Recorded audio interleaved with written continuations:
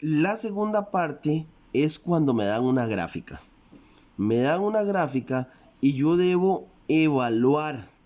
Entonces, cuando yo debo evaluar aquí, por ejemplo, determinar f de 3, f de 0, f de menos 3, f de 4, ya no tengo un criterio como en la parte anterior. Entonces, yo lo que debo hacer es tomar el valor x dado, por ejemplo aquí 3, y buscar la respectiva pareja y, que en ese caso es f de x. En otras palabras, yo me voy a parar en el x que a mí me dan, obviamente sobre el eje X, y voy a subir o voy a bajar hasta tocar con la gráfica. Vean que la gráfica esto es la gráfica de la función. Entonces, por ejemplo, si me dicen quién es f de 3, yo me paro en 3 en el eje X. Recuerden que este es el eje X y este es el eje Y. Entonces yo me paro en 3 aquí. ¿Lo ven? Me paro aquí en 3 en X. ¿Qué voy a hacer? ¿Voy a bajar o voy a subir hasta encontrar la gráfica? Vea que si yo bajo aquí no voy a encontrar ninguna gráfica. Pero si yo comienzo a subir, aquí en este punto, toca la gráfica. Encuentro la gráfica. De ahí me voy a ir en esta dirección y veo que este 3, al subir aquí, se relaciona con 1. O sea, quiere decir que f de 3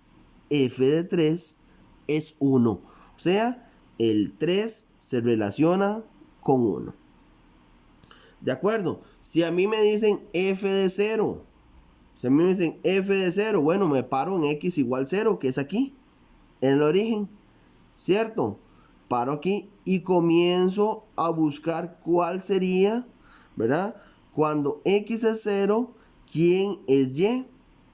Pues cuando x es 0, en este caso, si busco para acá, no hay función, pero llego y voy para acá, veo que en este punto que está aquí, toca la gráfica. Aquí no tengo que agarrar para la izquierda, para la derecha, porque justamente está ahí, en el eje Y. Entonces, ese valor que está ahí, vean que en este caso es un valor que está entre 1 y 2. Entonces podría ser 1.5. Podríamos decir que es 1.5, aunque cuando generalmente preguntamos esto, se da el valor exacto. Un ejemplo más, f de menos 3. Entonces, ¿a dónde me voy a parar? En x, en el eje x, en menos 3. Entonces, me paro aquí, en menos 3. ¿Cierto? Entonces, debo buscar subir o bajar. Vea que en este caso, si subo no hay función. Pero si yo comienzo a bajar, encuentro este punto. ¿Lo ven? Este punto se relaciona con ¿qué valor y? También con menos 3. Quiere decir que f de menos 3 también es menos 3. ¿Cierto? F de 2. Me paro en X, en el eje X en 2. Si bajo no hay función, pero si subo, lo encuentro en este punto. Entonces de aquí voy para acá a buscar el valor y, que en este caso es 2. F de 2 sería 2. El último, que es un caso bastante importante, f de 4. Vean que f de 4 me paro en el eje X en 4. Entonces vean que justamente la gráfica pasa por 4. Esos puntos donde la gráfica en este caso pasa por 4 se llaman intersecciones con el eje X. Vean que si usted se para aquí en 4 y sube o baja, nunca va a encontrar función. Eso es porque la función pasa por ese punto. Y cuando la función pasa por ese punto, siempre, ¿verdad? Que sea una intersección con el eje X, f de x, en este caso f de 4, va a ser 0.